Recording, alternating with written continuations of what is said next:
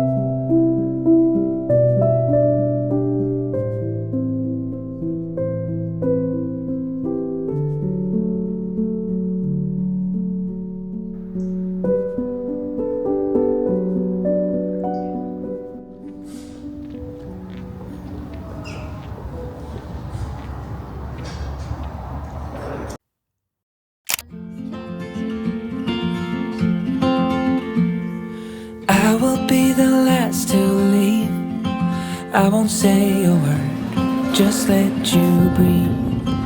I won't make a sound, I won't slow you down. I knew we were on borrowed time, just a passing streak, nothing you would keep. I fell in too deep,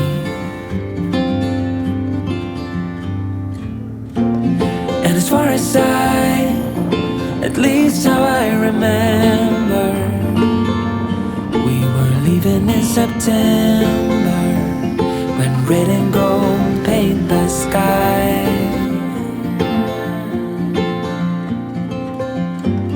And as far as though maybe I pretended, oh, I wish it never ended.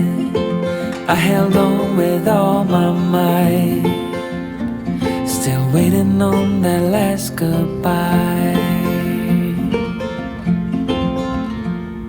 See you standing by the door, watching the leaves as they fall once more. In the silence we made, I couldn't find the words to say. They linger in my mind. Oh, I wished you'd stay. Oh, I wished you'd stay. And as far as at least how I remember, we were leaving in September, when red and gold paint the sky. And as far as though maybe I pretended, oh, I wish it never ended. I held on with all my might, still waiting on the last goodbye.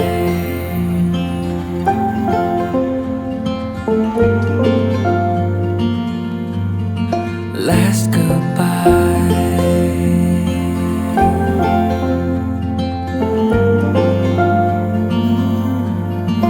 Last goodbye.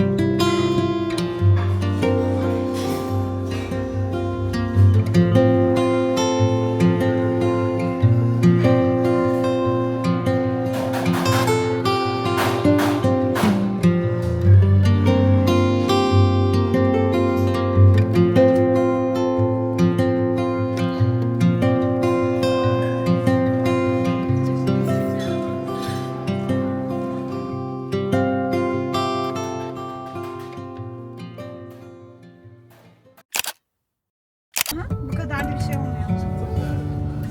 Zaten çok güzel Neyse, kokuyor. gidince sen Çok güzel yüklersin. bir şey. Aynen.